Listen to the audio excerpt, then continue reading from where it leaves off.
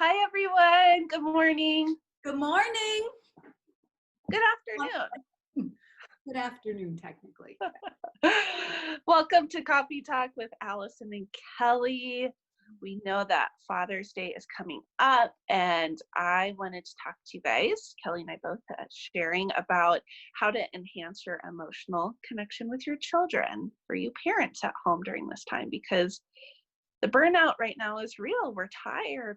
Most of us are trying to work and parent, and we have these little ones that are just needing a lot from us right now. And I've been specializing in parent-child connection and parent coaching and child play therapy for the majority of my career, ever since my internship. So for about 7 or 8 years. So I just thought I would give you guys a few nuggets today.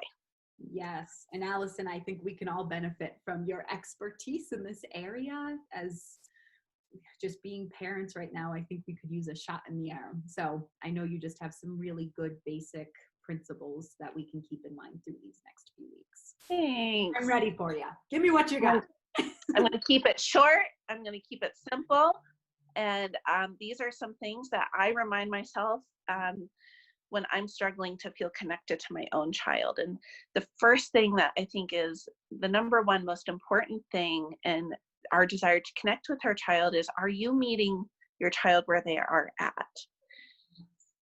And a lot of times it's hard to lower our expectations sometimes and come down to the child's level where they are at emotionally.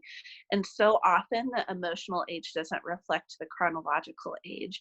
So we want to meet them where they are at emotionally in that moment. And that differs, as you know, as parents, day to day, moment to moment. But sometimes our expectations are just too high, and we need to remind ourselves, come down and meet them where they're at. Perfect. Yeah, Allison, I think expectations are a big thing right now. And I think just like we are not holding ourselves to really high expectations, neither can right now in this pandemic, neither can we hold our children to super high expectations. That's right. It only causes stress and disconnect, not connection. So that pulls you away from your child if you are needing them or wanting them to do something they just simply cannot do. Mm-hmm.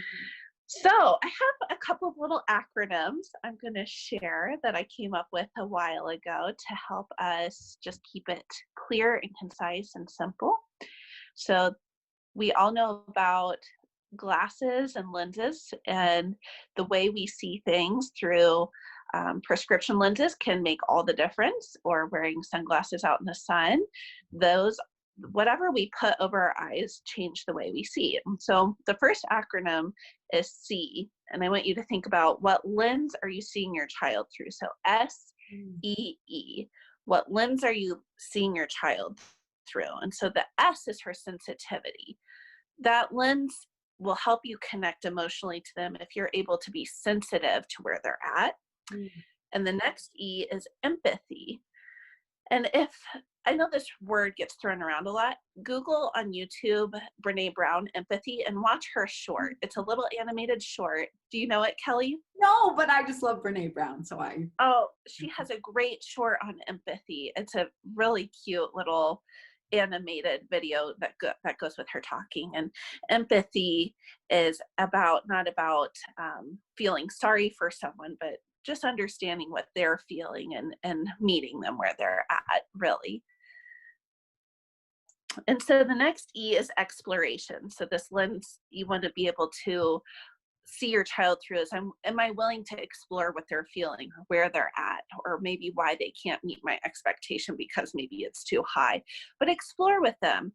And really this can look like play, and just have spontaneous moments of play. Throw on a silly dance song and just dance with them. It doesn't have to be hard. It can just be, I'm 8 months pregnant, so me playing with my child is me laying on a couch and playing little figurines with my 3-year-old right now. A lot of times. They don't need perfection from us. They need connection. And as long as your intention is to see them with sensitivity and empathy and meeting them where they're at, they will feel that love and connection from you. And that's the most important thing. Oh, Allison, yeah. And I think even in terms of that like connection point, I think sometimes I know in my office, I see a lot of times parents and children can get in these ruts of interaction and connection that are kind of, negative and cyclical in nature. And we can kind of get stuck in those connection points around, yeah, just negative ways of interaction. And so I love the idea of mix up the connection.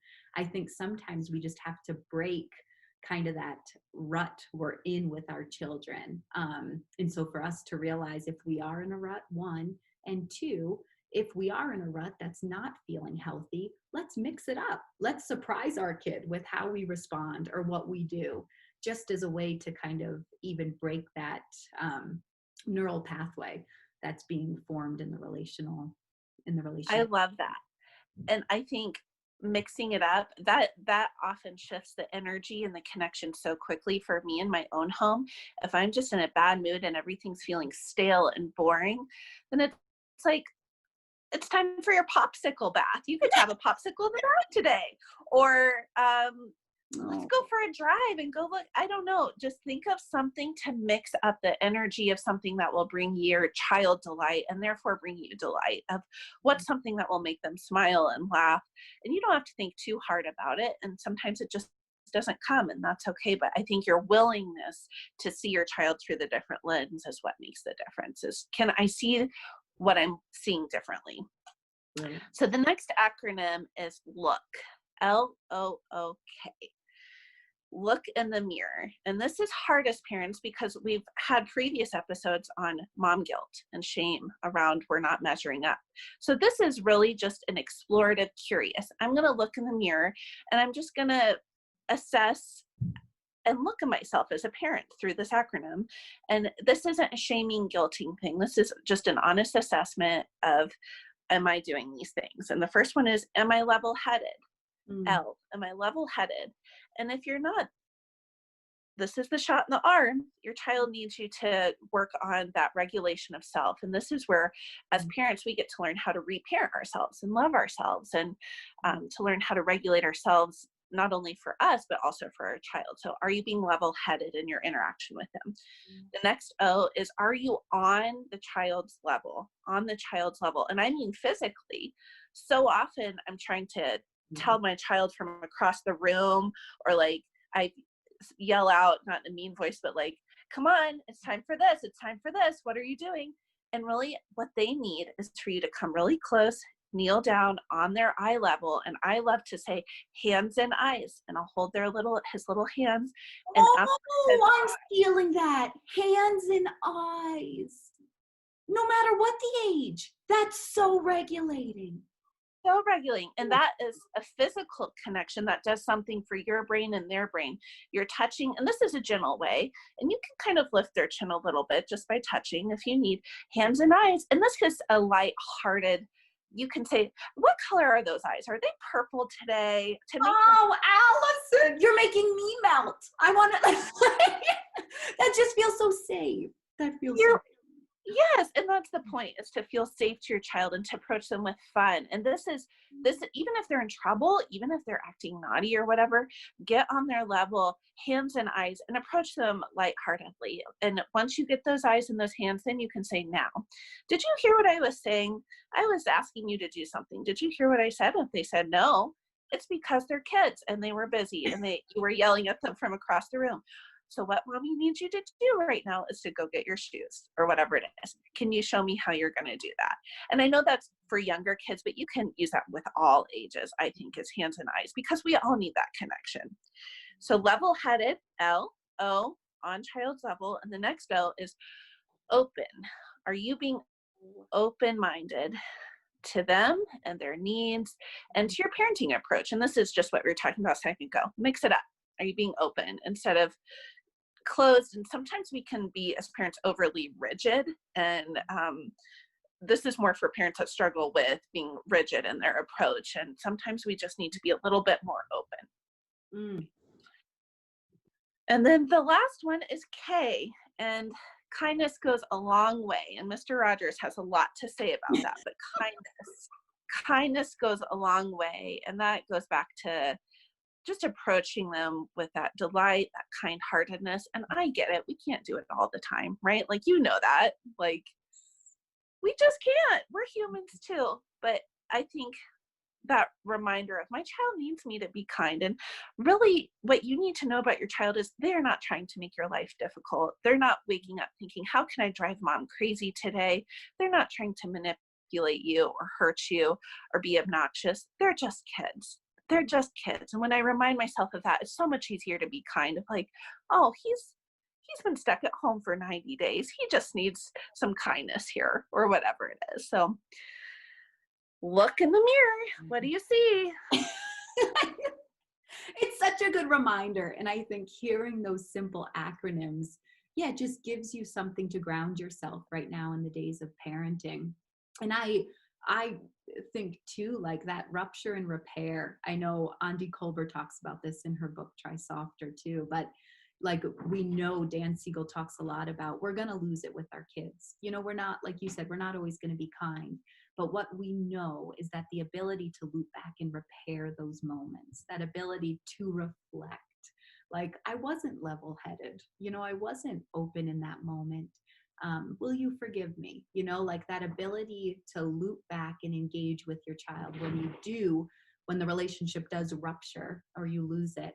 I mean, we know that that has significant impact in kind of sustaining that secure attachment. So yeah, I think keeping those acronyms in mind and then knowing that when things do rupture, when things do go wrong, that if we can loop back and repair, we're on a good path. We'll be okay. Yes. No. Yes, Kelly. And that repair is more important than the rupture. So no matter how much you have failed, no matter how much you have messed up with your kid, if you have a good repair with them, get and apply those acronyms, get on their level, approach them with kindness and humility. I am so sorry that I talked to you in a harsh voice. Will you forgive me? I love you. That's so healing. And that's what keeps the connection. Brilliant. Oh, yes. Allison, that's so helpful. I like it. Simple and sweet. I hope so. We'll see you guys next in a couple of weeks, and you're welcome to leave comments to let us know if there's a specific topic or area that you'd like for us to address. We'd love to hear from you. Totally. All right. Thanks so much, you guys. Bye. Bye.